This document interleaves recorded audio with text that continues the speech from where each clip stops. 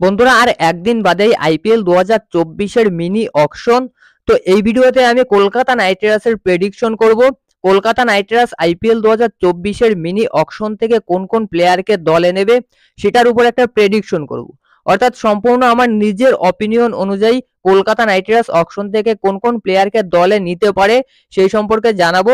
Prediction মানে বুঝতেই পারছেন, এতদিন আমি ভিডিওতে জানিয়েছি কলকাতা নাইট রাইডার্সের হাতে অকশনে কি কি অপশন থাকছে, কিন্তু এই ভিডিওতে সম্পূর্ণ আমার নিজের অপিনিয়ন জানাবো কোন কোন প্লেয়ারকে কলকাতা নাইট রাইডার্স দলে নিতে পারে বা হাইয়েস্ট পসিবিলিটি রয়েছে। তো সম্পূর্ণ ভিডিও দেখুন আর আপনিও প্রেডিকশন জানান আপনার মতে কলকাতা নাইট রাইডার্স কোন কোন প্লেয়ারকে অকশন থেকে দলে নেবে। আর এখনো যদি আমাদের চ্যানেলটি সাবস্ক্রাইব না করে থাকেন তাহলে অবশ্যই ক্রিকেট সংক্রান্ত সমস্ত আপডেট পেতে আমাদের চ্যানেলটি সাবস্ক্রাইব করে রাখুন। তো বন্ধুরা, কলকাতা নাইট রাইডার্সের কিন্তু 12টা স্লটস ফাঁকা রয়েছে। এই 12 জন প্লেয়ারের ভিতর থেকে মিনিমাম 10 জন player Kolkata Knight Riders auction থেকে দলে নেবে। 12 জনও নিতে পারে, কিন্তু যদি পার্স মানিতে শর্ট হয় তাহলে 10 জনও নিতে পারে। 10 জন দিয়েও কিন্তু আইপিএল 2024 চালিয়ে দিতে পারবে। তো চলুন আমার প্রেডিকশনটা একবার দেখে নেওয়া যাক। বন্ধুরা, সেট 1 থেকে কলকাতা নাইট রাইডার্স দুজন ব্যাটার্স দলে নেবে, যার ভিতর নাম্বার 1 এ রয়েছে ট্রাভিস হেড। বন্ধুরা, ট্রাভিস হেড আইপিএল 2024 মিনি অকশনে নাম রেজিস্টার করেছে 2 কোটি টাকা বেস প্রাইজে।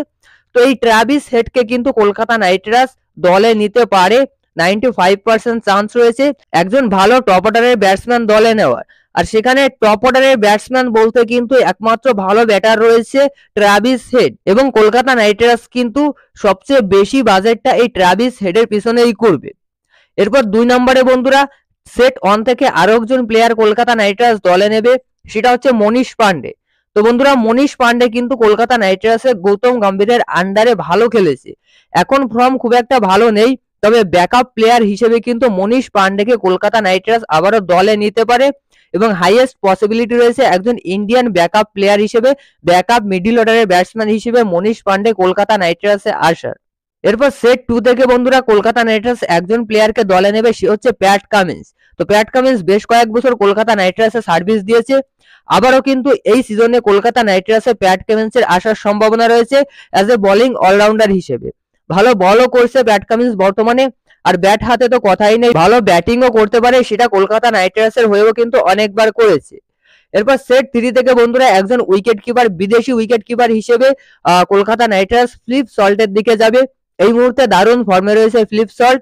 তো ফ্লিপ সল্টকে কিন্তু কলকাতা নাইট রাইডার্স দলে নিতে পারে, যেখানে ফ্লিপ সল্টের বেস্ট প্রাইস কিন্তু 1.5 কোটি টাকা। এই 1.5 কোটি টাকার বেস্ট প্রাইসে কিন্তু ফিলিপ সল্টকে উইকেট কিপার হিসেবে কলকাতা নাইট রাইডার্স দলে নিতে পারে বা বেশি চান্স রয়েছে দলে নেওয়ার। এরপরে বোলার হিসেবে বন্ধুরা দুজন বোলারের সম্পর্কে বলবো।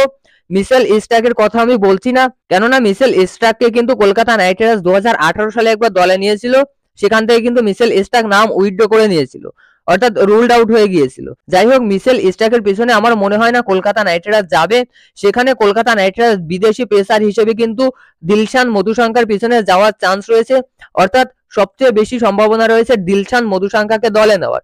কম টাকার ভিতর ভালো প্লেয়ার হবে, কলকাতা নাইট রাইডার্সকে ভালো সার্ভিস দিতে পারবে। মাত্র 50 লাখ টাকা বেস প্রাইজে কিন্তু দিলশান মধুশঙ্কা নাম লিখিয়েছে। একজন ইন্ডিয়ান বোলার হিসেবে আমি চেতন সাকারিয়ার নাম করতাম, কিন্তু চেতন সাকারিয়া সম্পর্কে এই মুহূর্তে একটা আপডেট রয়েছে, সেটা হচ্ছে বিসিসিআই কিন্তু চেতন সাকারিয়াকে ওয়ার্নিং দিয়েছে এবং আইপিএল দলগুলোকেও কিন্তু ওয়ার্নিং দিয়েছে চেতন সাকারিয়ার সাসপেক্ট বোলিং অ্যাকশনের জন্য। অর্থাৎ চেতন সাকারিয়ার বোলিং অ্যাকশন নিয়ে কিন্তু বিসিসিআই খুশি না, তার বোলিং অ্যাকশন চেঞ্জ করতে বলা হয়েছে। না হলে কিন্তু চেতন সাকারিয়া ব্যানও খেতে পারে, অর্থাৎ আইপিএল থেকে কিন্তু বিসিসিআই চেতন সাকারিয়াকে ব্যান করতে পারে যদি বোলিং অ্যাকশন চেঞ্জ না করে। সেক্ষেত্রে কোনো দল জেনে শুনে এরকম প্লেয়ার দলে নেবে কিনা সেটা একটা সন্দেহের ব্যাপার। তবে চেতন সাকারিয়া কলকাতা নাইট রাইডার্সের জন্য গুড অপশন হতো। আমি চেতন সাকারিয়ার সঙ্গে যাচ্ছি না, আমি যাচ্ছি শিবম মাবির সঙ্গে, যে কিনা কলকাতা নাইট রাইডার্সে এর আগেও খেলেছি। তো কলকাতা নাইট রাইডার্সে একজন ইন্ডিয়ান বোলার হিসেবে কিন্তু শিবম মাবি আসতে পারে। শিবম মাবির বেস্ট প্রাইস 20 লাখ টাকা। তো এই 6 জন প্লেয়ারের সম্পর্কে জানালাম যারা কলকাতা নাইট রাইডার্সে আসতে পারে। দেখুন, এটা সম্পূর্ণ আমার নিজের মতামত। কলকাতা নাইট রাইডার্স এই 6 জন প্লেয়ারকেই দলে নেবে তার কোনো অর্থ নেই। কলকাতা নাইট রাইডার্সের ম্যানেজমেন্টদের যাদের ভালো লাগবে, যারা একটু ভালো প্লেয়ার পার্স মানির ভিতর পেয়ে যাবে, তাদেরকেই দলে নেবে। আমার প্রেডিকশনের সঙ্গে যে 100% মিলে যাবে আমি কিন্তু সেটা বলছি না, এটা জাস্ট আমার একটা অপিনিয়ন। এবার আপনার অপিনিয়ন আপনি কমেন্টে জানান, আমিও দেখতে চাই আপনার মতে কলকাতা নাইট রাইডার্সের কোন কোন প্লেয়ারকে দলে নেওয়া উচিত। তো এই ছিল আজকের ভিডিও, ভালো লাগলে অবশ্যই লাইক করবেন।